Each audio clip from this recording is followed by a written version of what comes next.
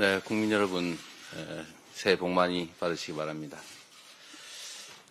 긴 설 명절 연휴가 끝났습니다. 살을 내는 경제 한파, 거기다 대설, 폭한으로 안전사고가 많았습니다. 어느 때보다 힘겨운 명절이었습니다. 특히 28일 밤에 발생한 항공기 화재 사고 때문에 많은 국민들께서 놀라셨을 것 같습니다. 관계자들의 차분한 대응으로 큰 인명피해가 없었던 것이 참으로 다행스럽습니다.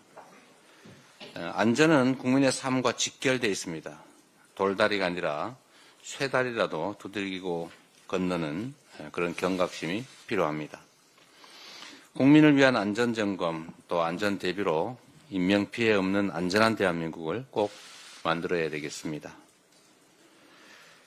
연말 연시와 설 명절 전후로 우리 민주당 지방정부들이 주도한 적극적인 지역화폐 발행 때문에 해당 지역은 얼어붙은 지역 경제의 온기가 좀 살아났습니다. 약 2천억 정도의 예산을 특별히 마련해서 2조 원가량의 지역화폐를 발행했는데 지역사회에서 아주 효과가 컸다는 보도들이 이어지고 있습니다. 장기화된 경기 침체 그리고 계엄과 내란 때문에 텅텅 비었던 시장 골목이 잠시나마 밝아진 것 같습니다. 몸은 힘들지만 보람이 느껴진다. 또 젊은 사람들이 많이 찾아왔다라는 그런 상인분들 얘기도 있었습니다. 국민의 목소리가 반영된 적극적인 정책이 민생 활력의 희망이 됐습니다. 겨우 2천억 우리 지방정부들이 안 그래도 어려운 재정 형편에도 불구하고 어렵게 마련한 소액인데 그 2천억으로 정말로 많은 분들이 온기를 느꼈다는 점 재정당국이 한번 생각해 보시길 바랍니다. 모건 스탠리가 이렇게 발표했습니다. 한국이 경기 부양을 위해서 20조 원 규모의 추경을 편성해서 집행한다면 경제 성장률이 0.2%는 높아질 거다라고 했습니다.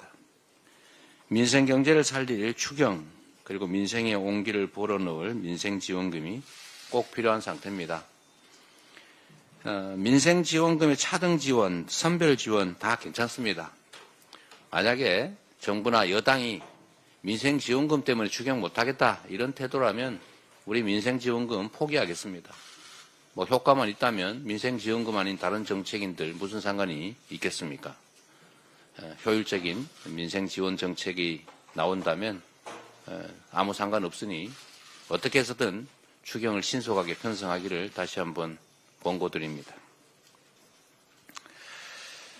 정부가 하겠다고 하는 예산 조기 집행 이것도 뭐 필요하긴 한데 좀 빨리 집행한다는 것뿐이지 이 총 지출은 늘어나지가 않습니다. 똑같습니다. 조삼모사 아닙니까? 뭐 조금 빨리 하는 게 조금 더 도움이 되긴 하겠지요. 이게 대책이 될 수는 없다 이 말씀을 드립니다. 추경만이 죽어가는 민생경제의 심장을 다시 살릴 것입니다. 국민의힘 그리고 정부 여당의 각성을 촉구합니다. 연금 얘기를 안 할 수가 없습니다. 이제 새로운 희망을 만들어야 됩니다. 국민연금 개혁의 중요성이 참으로 강조되고 있습니다. 국민의 더 나은 삶을 위한 연금 개혁 이거 누가 제안했느냐 중요하지 않습니다. 국민의힘의 성과로 만드십시오. 윤석열 정부가 뭐 4대 개혁한다고 열심히 연금 개혁 얘기를 했는데 막상 민주당이 양보를 해서 합의가 될 것 같으니까 갑자기 태도를 돌변했습니다. 인정하십시오. 연금 납부율 13% 합의됐지 않습니까? 소득 대체율 44% 국민의힘이 주장했습니다. 민주당 50% 주장하다가 45%로 양보해서 합의하자고 했습니다. 국민 여러분께서 기억하시는 것처럼 제가 윤석열 대통령과 처음이자 마지막으로 영수회담을 했을 때 제가 이 제안을 분명하게 했습니다. 저는 45% 주장을 했지만 합의의 여지가 있다. 협상의 여지가 있다고 말씀드렸고 그때 당시 대통령께서 뭐 44% 합시다. 국민의힘 안대로 합시다. 또는 뭐 44.5로 합시다. 44.01%로 합시다. 이러면 제가 받을 생각을 가지고 가서 제안을 드렸던 겁니다. 근데 그때 당시에 제가 좀 황당했습니다. 다음에 하겠다. 뭐 이렇게 말씀하시더라고요. 그러더니 갑자기 국민의힘에서 조건을 갖다 붙였습니다. 44%에다가 구조개혁을 동시에 해야 된다. 이런 이상한 조건을 붙였어요. 구조개혁이 됩니까? 그렇게 쉽게. 안 되잖아요. 그래서 모수개혁만 합의하자라고 했던 것 아닙니까? 공인이 핑계대지 말고 이미 얘기됐던 거니까.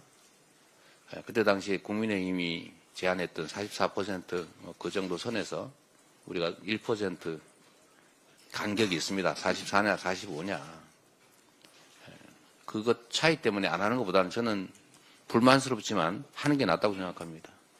뭐든지 그런 거 아닙니까? 완벽한 가장 좋은 안이 있어서 합의되면 추진되면 좋겠지만 그게 안 되면 약간 모자란 안이라도 합의하는 게 아예 안 하는 것보다는 훨씬 낫습니다. 그게 정치 아니겠습니까? 신속하게 모수개혁부터 2월 안에 매듭 짓기를 바랍니다. 자꾸 조건 붙이지 마세요. 이번에도 또 얘기가 될 것 같으니까 뭐 자동 안정화 장치는 꼭 받아주면 좋겠다 이런 얘기하고 그러던데 그건 또 다시 얘기하면 됩니다. 자꾸 뭘 조건을 붙이세요. 저는 그래서 이 생각이 들었습니다. 아, 이게 4대 개혁하자는 말만 하고 실제 할 생각은 없구나. 더 이상 국민을 속인다는 의심을 받지 않기를 바랍니다. 물꼬가 터진 만큼 이제 초당적이고 적극적인 협조를 통해서 연금개혁 일부나마 시행했으면 하는 바람입니다. 이상입니다. 다음으로 박찬대 원내대표의 발언이 있겠습니다.